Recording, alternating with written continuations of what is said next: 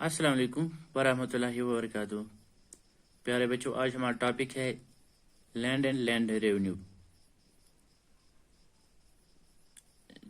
अगर हम बात करें इंडिया की, इंडिया में तकरीबन 80% लोग जो है एग्रीकल्चरिस्ट्स है, यानी कि टोटल पॉपुलेशन का 80% जो है एग्रीकल्चर पे डिपेंड है या एग्रीकल्चर पे जो है अपना लाइवलीहुड हासिल करते हैं। और इसी पॉपुलेशन का ज़्यादा कंट्रीब्यूशन रहता है स्टेट रेवेन्यू पर during second half of 19th century की बात जब हम करते हैं। और जो ज़मीन है it belongs to the ruler, ये रूलर की ज़मीन होती थी उन दिनों। और पीजेंट्स को राइट था, राइट टू कल्टिवेट, यानी कि इनको यही हुकूक था कि इस पे कल्टिवेट कर सकते हैं। और इसका जो प्रोड्यूस निकलती है, जो पैदावार निकलती है, उसका हाफ इन्हें जो है स्टेट गवर्नमेंट की तरफ या रूलर्स की तरफ देना होता था। और जब तक ये जो है पेमेंट कर सकते हैं या 1/2 शेयर गवर्नमेंट की को दे सकते हैं, तब तक इनको कल्टीवेशन का हक होता था। और जब ये मतलब देना बंद कर देते हैं तो ये हुकूक इनसे छीना जाता था। तो इसके अलावा और भी टैक्स इनको भरने पड़ते थे, जैसे एक टैक्स था रस्म। रेवेन्यू जो है ये पार्टली पेड होता था कैश और काइंड। कभी कभार डायरेक्टली कैश दे दिया जाता था और कुछ लोग जो है एज काइंड दे देते थे, क्योंकि स्टेट को राइस की जरूरत होती थी। जो लोग शहरों में या सिटियों में रहते थे उनको जो है बिल्कुल चावल की जरूरत होती थी। जो स्टेट एम्प्लॉयज होते थे उनको भी एज काइंड दे दिया जाता था, पेड एंड काइंड।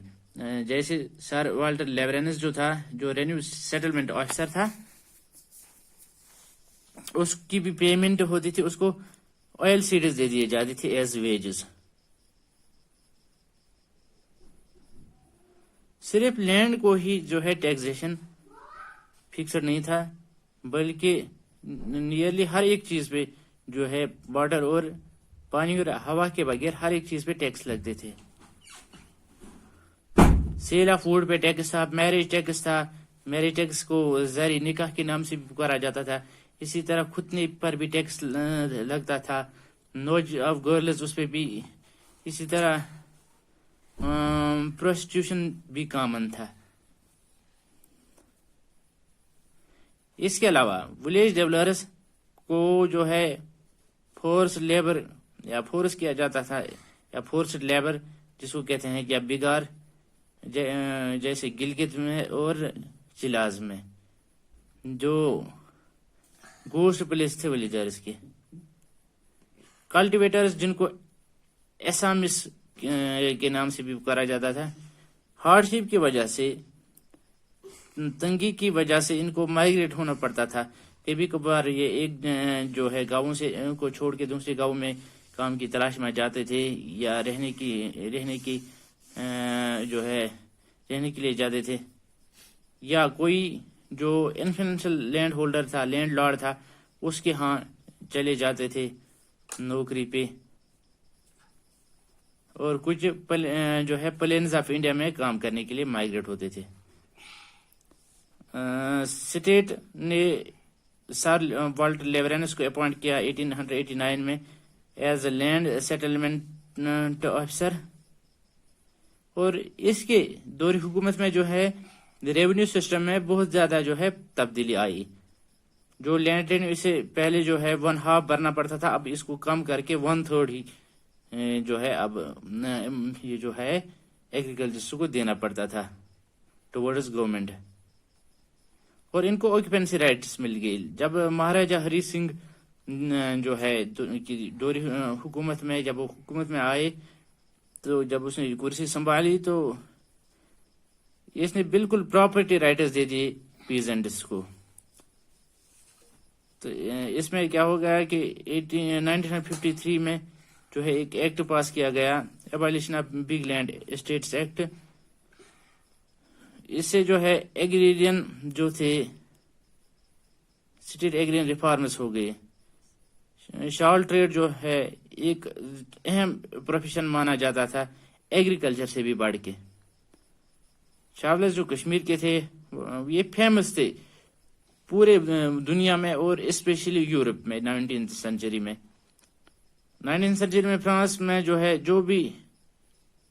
جو رویل فرانس میں جس لڑکی بھی شادی ہوتی تھی اس کے لیے مینڈیٹری تھا کہ وہ یہ مطلب اچھا سمجھتی تھی کشمیری شال پہنا. اور یہ جو ٹریڈ تھا اس کو کنٹریبیوٹ جو ہے یہ کنٹریبیوٹ کرتا تھا ٹورڈز دا رویل ٹریجری.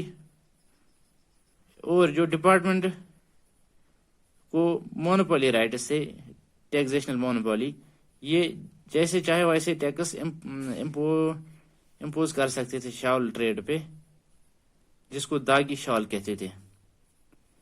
لیکن جب فرین کو جرمن وار ہوا 1870 میں اس سے جو ہے یورپ میں اس کی شالز کی ڈیمانڈ کم ہو گئی.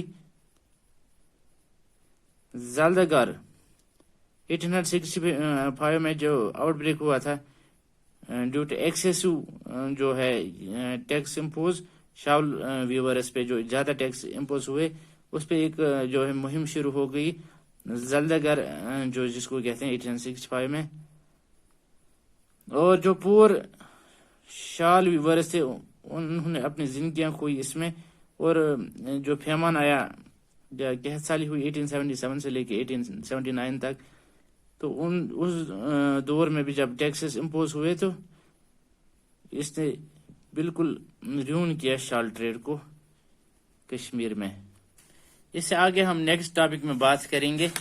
نیکسٹ ٹاپک میں ہم بات کریں گے مینز آف کمیونیکیشن کس طرح کی کمیونیکیشن تھی ڈیورنگ جو ہے 19th سینچری یا ہم کہیں گے کہ ماڈرن انڈیا میں کس طرح کی کمیونیکیشن تھی آج سے 100 سال پہلے.